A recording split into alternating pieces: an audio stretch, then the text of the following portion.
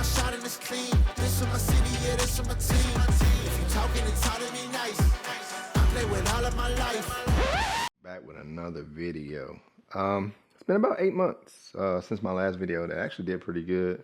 Just a little how-to video, some stuff that little tips and tricks, which I do plan on doing a little more of.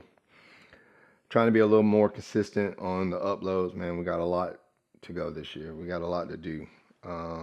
But anyway, I've been getting a few I've been getting a few comments on pretty much my setup and how I ran my wiring and intercooler piping and stuff like that. So we'll go over that and I'll show you guys pretty much my setup. First off, it was a stock b18b1, stock cams.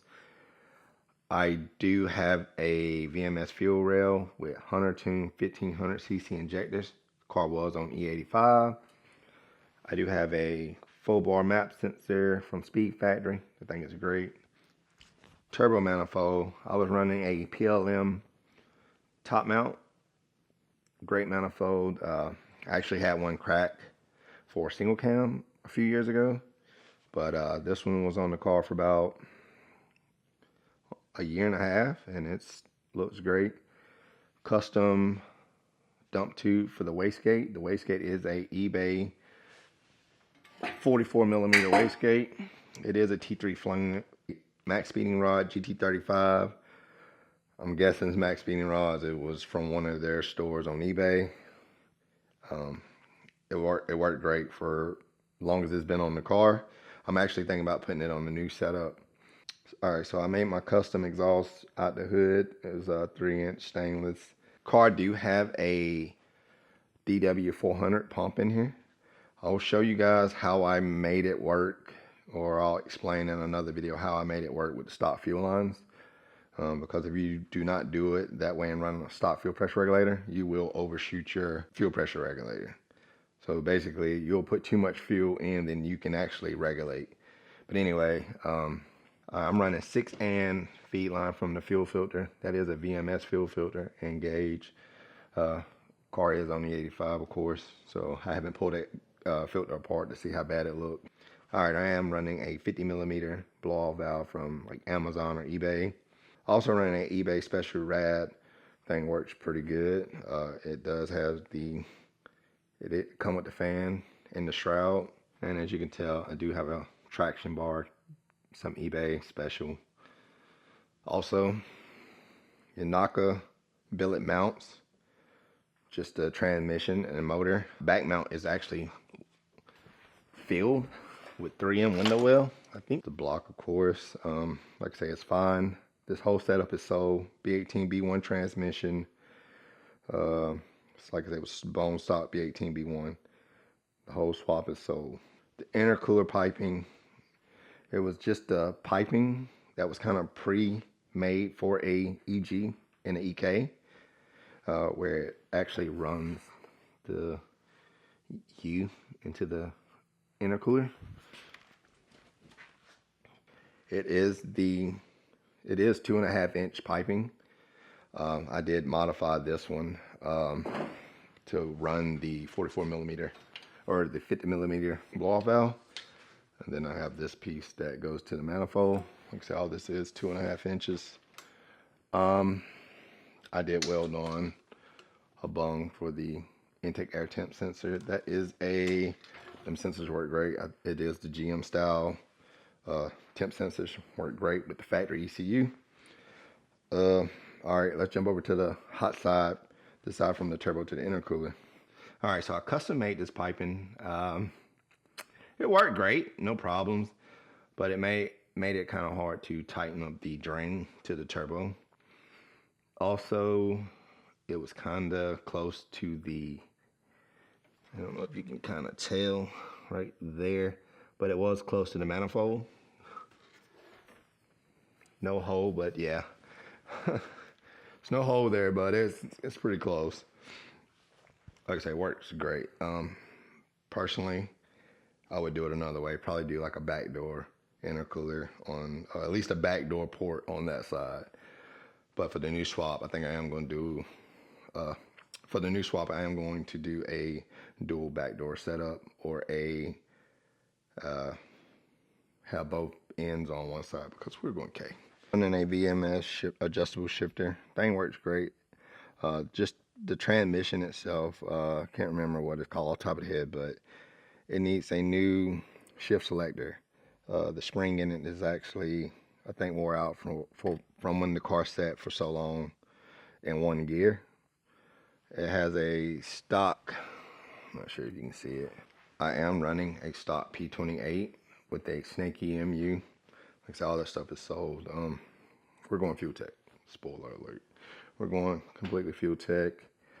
Like I said, I got a lot of content coming. I'm super stoked to finally go K. I really was against it for a long time, but having a B series, I had a B16A head. I had rods and pistons. I had everything to probably make about at least 650. I had a VMS 6262. I had everything. I sold it. Kind of was going to get out the game, man, because like I said, the car scene here is kind of dead. But I do plan on doing some racing this year.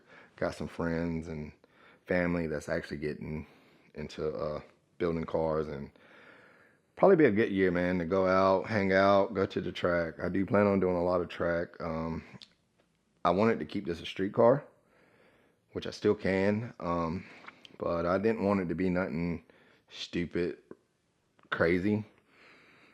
But all that's changed. That's why I was kind of playing with the B series, the B18, until it popped.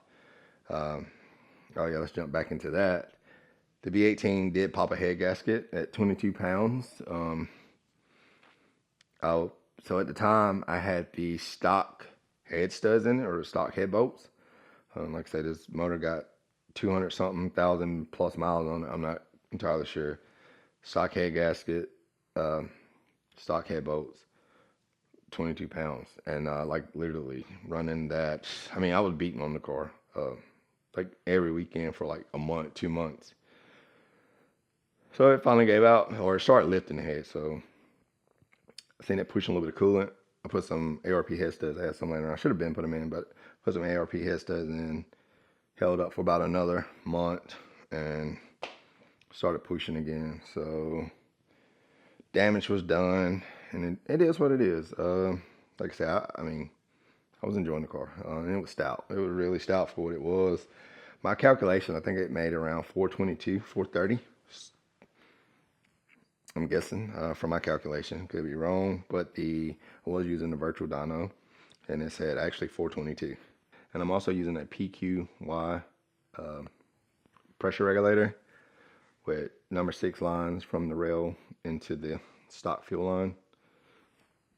I even had a bigger intercooler, a spare block, like actually that block got a crank in it, but a spun bearing. I was ready to push this B series and see what she do with the build, but like I said, it just, to me, got kind of boring, like being the only one that's kind of doing this and not really having friends outside, but like a few. But you know, everybody got a family and a life, so I just kind of got bored, even though it's like my happy place to be is building cars and doing this. So I can't give it up, man. So I'm gonna try to push my channel a little more, hopefully get monetized, make a little money. I'm selling merch, so if you would like, check it out, and like, comment, subscribe, help a brother out. I'm gonna do a separate video, but I will show you guys what we got going on for the next build.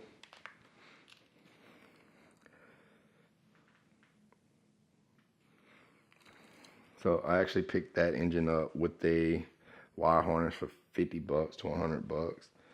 Motor unknown was done to it, which I'm okay with it. I do plan on, if it's savable, we got planned. If not, I might end up going K24. Kind of want to do something different, man, with this engine. Matter of fact, I'll go ahead and tell you, it's a K24, it's a K20A3. No, it's not a lot of parts out there. You will have to go with the A2 crank, but we're going to keep the A3 crank and build this engine. I haven't seen nobody do this. And that's me. I'm trying to be a little different. Try to get some exposure. But then again, it could be a reason why nobody do it. Probably don't work. But we'll keep the A3 head too. Like it's gonna be fun. And we're gonna just push it, see what it do until it pop. Then we'll move on, go with A4. I'll have the turbo kit. I have everything to just pretty much do a engine swap. But if I do a A4, I'm completely building it. Probably shoot for like 900. I've had them slicks for 2 years and haven't used them. The garage is a mess. I got to get in here and straighten out, man. I've just been busy. Had a newborn. My E85 jugs. I actually have one half full, and that one's all the way full. Been sitting for about probably been sitting for, I think I popped when I just pulled it apart. I think around November. Yeah, I think it was November, October, somewhere around there. Because look, it's not my daily. But yeah, man. But yeah, shout out to the people that's been commenting. Shout out to the people that has been commenting and, you know, just talking. If you got any questions, and I would love to try to help as many as people as I can. I do got a lot of knowledge in this, and there's still a lot I need to learn and want to learn.